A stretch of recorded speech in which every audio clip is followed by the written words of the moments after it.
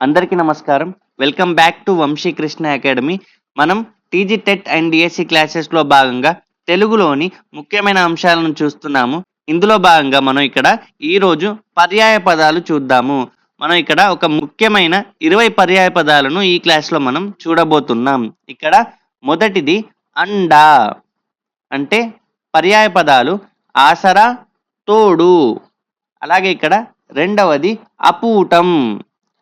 మన ఇక్కడ ఇలా క్వశ్చన్స్ అనేది అడగవచ్చు. అపూటం అంటే పర్యాయ పదాలు ఏంటి అంటే పూర్తిగా, శాంతం. అందుకే మనకి ఇక్కడ పర్యాయ పదాలు చాలా ఇంపార్టెంట్. మనకి ఎగ్జామ్స్లలో టెట్ కానివ్వండి, డిఎస్సి కానివ్వండి, మనకి ఎగ్జామ్స్లలో క్వశ్చన్స్ అనేది రావడానికి ఛాన్స్ ఉంది. కాబట్టి ఇవన్నీ కూడా గుర్తుంచుకోవాలి మనం. తర్వాత ఇక్కడ మూడవది ఆలయం అంటే పర్యాయ పదాలు ఇల్లు, గృహం. తర్వాత నాలుగవది ఆశ అంటే పర్యాయ పదాలు ఇచ్చ, ఈప్స, కాంక్ష. తర్వాత ఐదవది ఉన్నతి. ఉన్నతి అనే పదానికి పర్యాయ పదాలు వికాసం, అభివృద్ధి, ప్రగతి. తర్వాత ఇక్కడ ఆరవది కుత్తుక అంటే పర్యాయ పదాలు గొంతు, మెడ. తర్వాత ఏడవది కోవెల పర్యాయ పదాలు గుడి, దేవలం.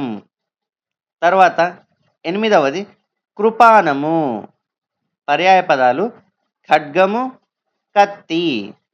తర్వాత తొమ్మిదవది చిత్తము అంటే పర్యాయ పదాలు మనసు, హృదయం. తర్వాత పదవది జలధి అంటే పర్యాయ పదాలు వార్ధి, సముద్రము. తర్వాత ఇక్కడ 11వది జలజము అంటే పర్యాయ పదాలు పద్మము, కమలం. తర్వాత 12వది తారలు అంటే పర్యాయ పదాలు నక్షత్రాలు, చుక్కలు. మన క్వశ్చన్ అనేది ఇలా అడగవచ్చు. తారలు అనే పదం ఇచ్చి పర్యాయ పదాలు ఏంటి అని అంటే నక్షత్రాలు, చుక్కలు. తర్వాత 13వది తొలి పర్యాయ పదాలు మొదటి, ఆది. ఆ తర్వాత 14వది త్యాగం. త్యాగం అనే పదానికి పర్యాయ పదాలు ఈవి, ఈగి.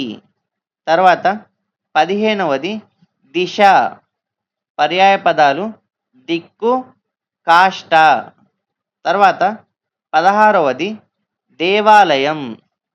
దేవాలయం అనే పదానికి పర్యాయ పదాలు గుడి, కోవెల.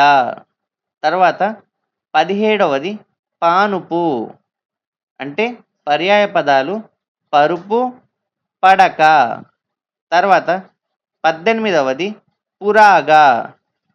పురాగ అనే పదానికి పర్యాయ పదాలు మొత్తం, అంతా.